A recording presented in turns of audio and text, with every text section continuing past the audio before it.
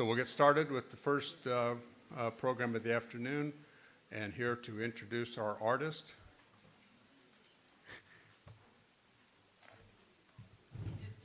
Is Terry Evans, I'm sorry.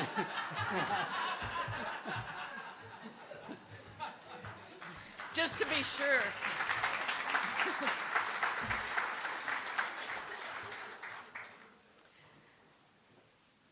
This is so wonderful to be here again. I've been attending the Prairie Festival for about 37 years. And in my own experience of attending the Prairie Festival, I find that as I listen, especially to the scientists, that I'm translating what they're saying into a sort of metaphor and symbol and poetry, because I'm an artist, and that's just how I think. So it's that literal reality of the research that is so important. But what's also important is how we communicate it and how we understand it in various ways that matter to our lives right now. And this is the way that Dornith Doherty works. She gathers data and she transforms it into art. And you will see that in her work in the gallery, which is true poetry.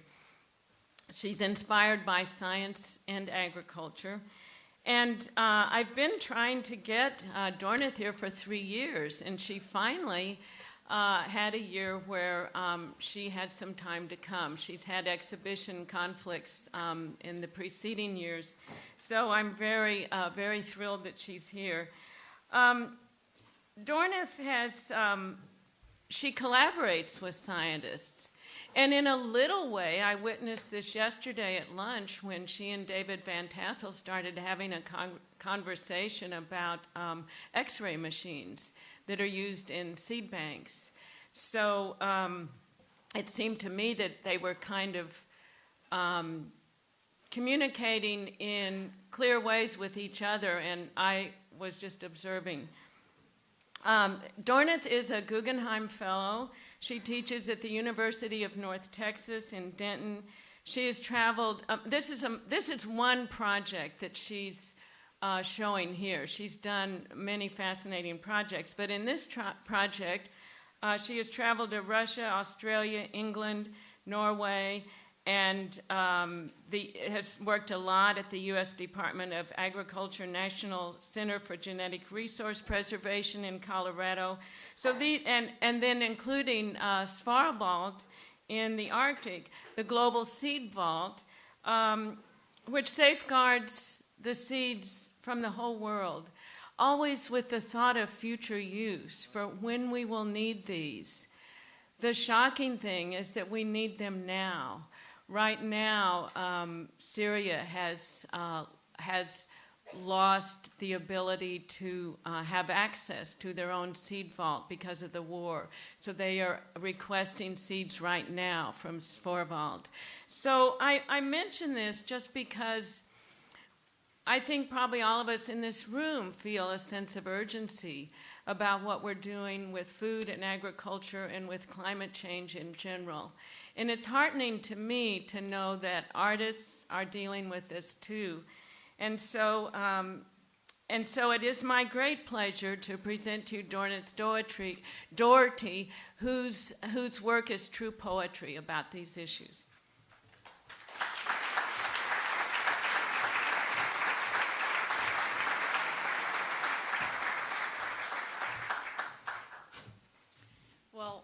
Thank you to, can everybody hear me okay? I'll have to speak louder and lean forward. I'll feel urgent. So thank you so much for coming, and thank you to the Land Institute for inviting me here to speak and to have an opportunity to show my work to an audience that is very well educated on some of the issues that underpin my work. And special thanks to Terry, who not only patiently waited for me to be able to come, but then spent all day yesterday hanging the work in the exhibition in the gallery. and I hope you'll have a chance to stop by and see it sometime today.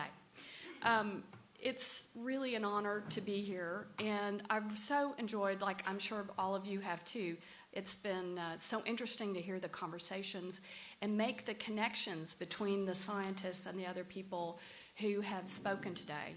I'm certainly having my head spark while I'm listening, and it's just been very enlightening.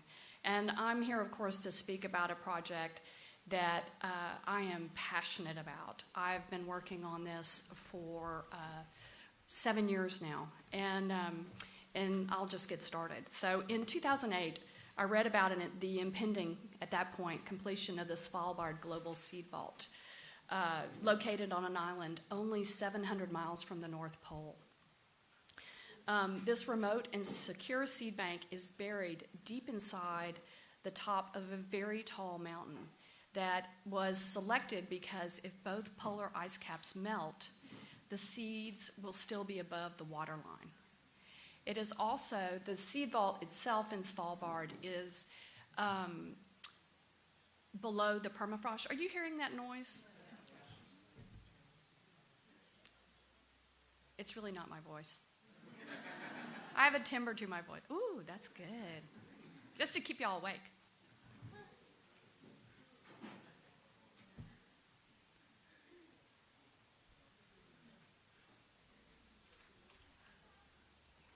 Okay. Is that better? Okay, good. So, so the seeds are kept below the permafrost line also, so that even if the electricity goes out, it'll stay cold enough, theoretically, for the seeds to last 200 years or more. So, so before reading about Svalbard, I did not know what a seed bank was. And as I researched, I found out that Svalbard is part of a crucial network of institutions that in this era of climate change and declining biodiversity play a vital role in ensuring the survival of genetic diversity, plant life, and possibly the human race itself. There are over 1,400 seed banks in the world, including the one here at the Land Institute, and ranging from small, privately owned botanical collections to massive, publicly funded national institutions. Their mission is to collect living seeds and then stop time in order to conserve these tiny sparks of life for as long as possible. They collect, process, and cryogenically store collections of about 5,000 seeds of any one species. So the simultaneously optimistic and pessimistic nature of Svalbard Global Seed Vault is compelling. On one hand, you have volunteers and institutions from around the world that have come together to create the first truly global botanical backup system. But on the other hand, the political instability and climate change has created the need for an inaccessible doomsday vault on the North Pole. So I became so fascinated by that. I like these pauses. That it became a project of love, and I've spent a lot of time pursuing this passion. So Terry mentioned that this week they had the first ever withdrawal from the seed bank, and it's only 8 years old. So if you think about that, that is a pretty astounding fact. But in the time that I've been working on it, there have been two seed banks destroyed by war, and of course, I believe the rice seed bank in the Philippines was damaged by the tsunami and then subsequently a fire. So the need for a secure backup system has certainly been brought home to me as I've been working about it and thinking about it. So this dramatic intertwining of fear and hope for the future of our planet led me to start this photographic project titled Archiving Eden, of which about 9 prints are just in that little red barn gallery here in the Land Institute. Archiving Eden has 2 parts: photographs of the technological interventions required to store seeds and clones in a state of suspended animation, and the spaces, of course, and digital collages made from X-rays of materials safeguarded in the seed banks. I collaborate with scientists at the larger seed banks that have research labs to use their X-ray machines to make X-rays of seedlings, seeds, and clones. The photographs and the X-ray collages are linked as they are captured at the same time and place and express two sides of the quest to preserve life. So when you go and look at the show, I don't know if you've had a chance to or not, there are a couple of documentary photographs made at the seed banks and then the X-ray collages. And if you haven't had a chance, you might look at your pen, because that is one of my photographs that they've used to put on here. Those are eucalyptus from Australia. So I have benefited by the extraordinary generosity of the scientists working in the seed banks. I, as a complete novice, I was an accomplished photographer and interested in resource management and landscape use. And I expanded my interest into the kind of resource management that are embodied by seed banks. And I kept asking questions, and the scientists kept saying yes. So I started in a small seed bank, the Lady Bird Johnson Wildflower Center in Austin, Texas. And they were working at the time with the British Seed Bank to collect dryland flora. They had a big research project they were doing. And I asked if I could go in and photograph, and they said yes.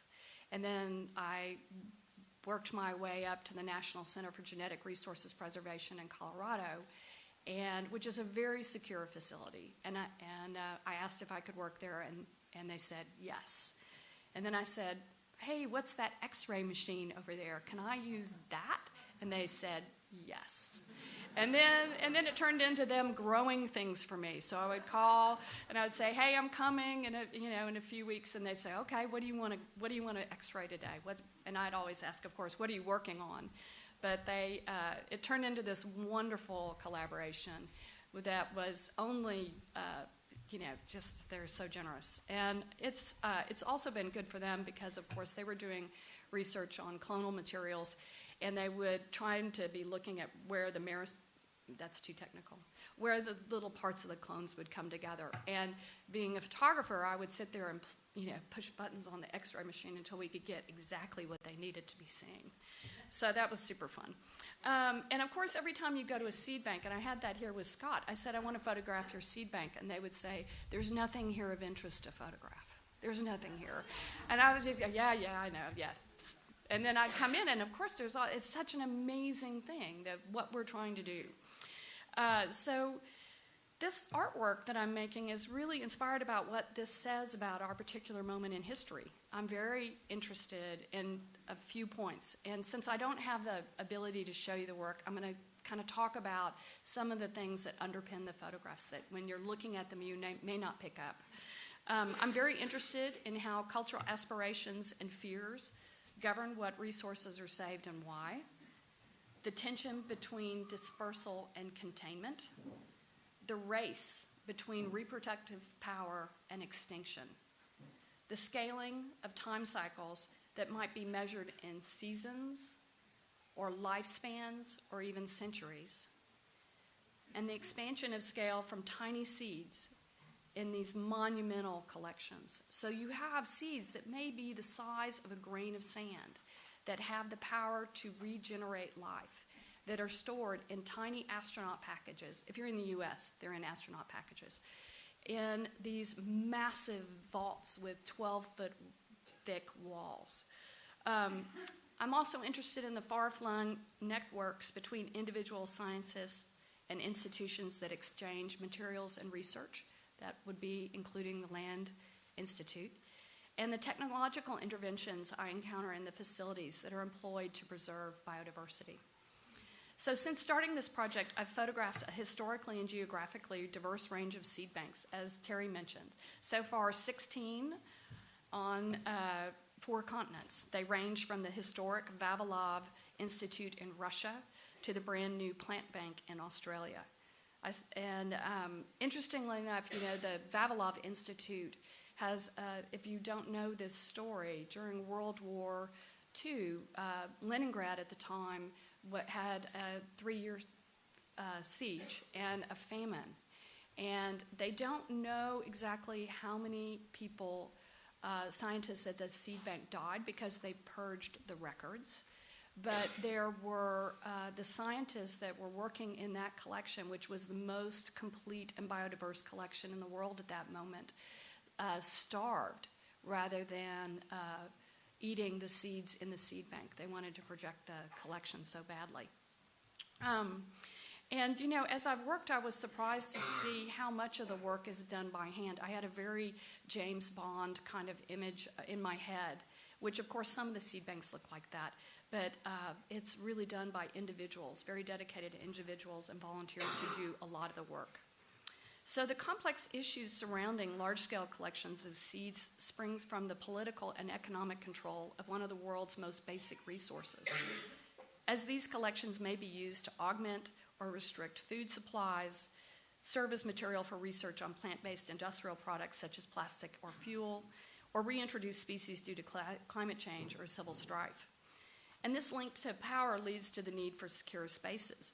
Most of the seed banks are not open to the public. And when I went to Svalbard, I was very interested. I was there with just Carrie Fowler and Ulla Westigen, and we walked down this very long tunnel to the 3 giant chambers that will eventually be filled. And at the end of the tunnel, coming into Svalbard, instead of being the door to the vault, you go through a series of doors, there is a curved wall. And that curved wall is there to displace a blast from any potential missiles that might be shot down the tunnel. But most of the seed banks I encounter are more concerned with weather-related events like tornadoes than they are with bioterrorism.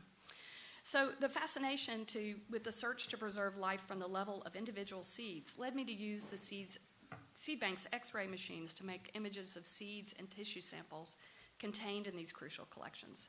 Upon return to my studio, the X-ray images are incorporated into large-scale digital collages that reflect my consideration of the time spans involved in seed banking. The extraordinary visual power of X-rays, springing from this technology's ability to record that which is invisible to human vision, makes it possible to peer into these delicate seeds that can sustain the power to generate new life for more than 200 years.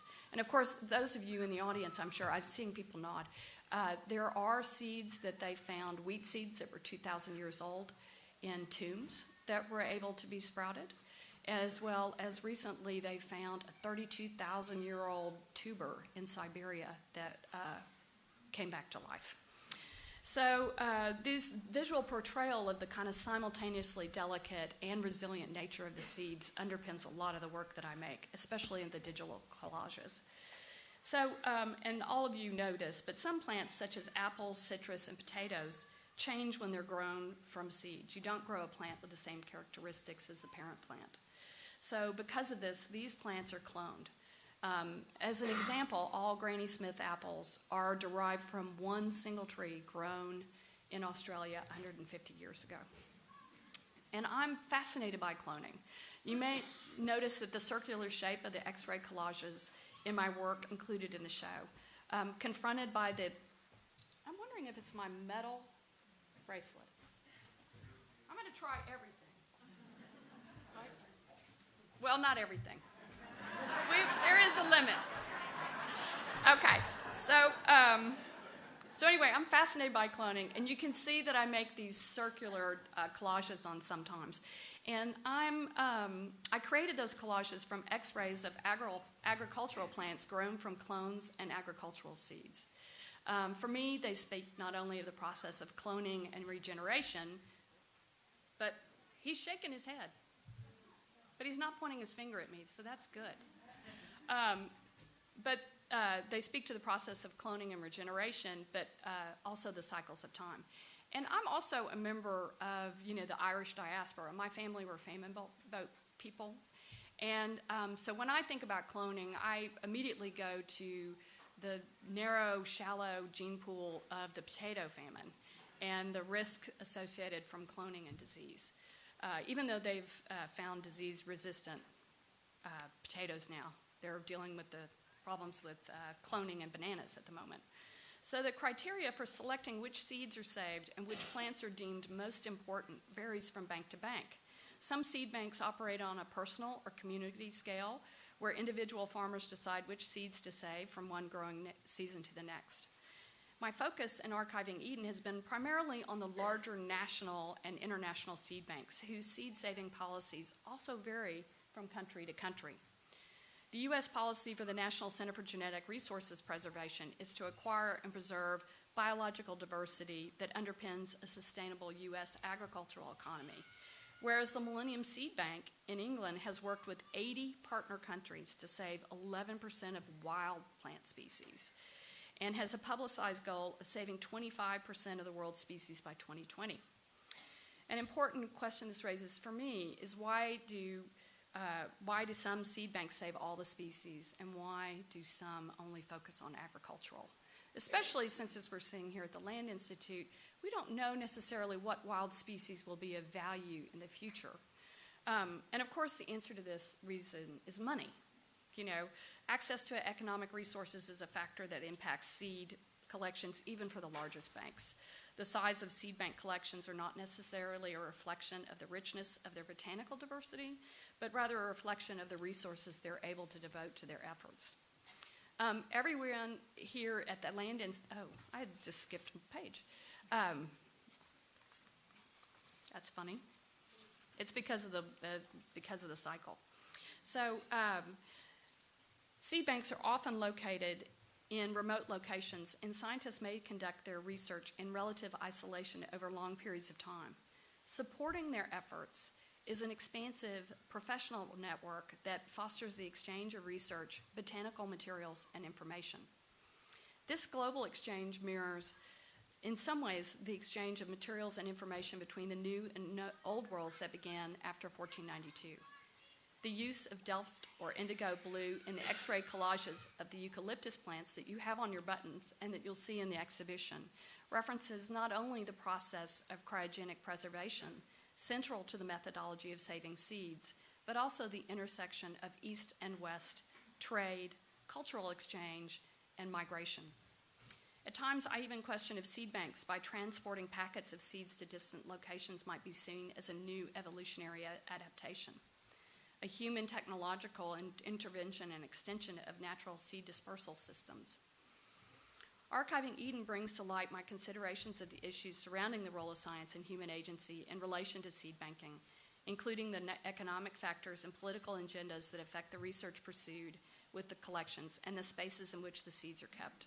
The X-ray collages of seeds and seedlings pose poetic questions about life and time on a macro and a micro scale.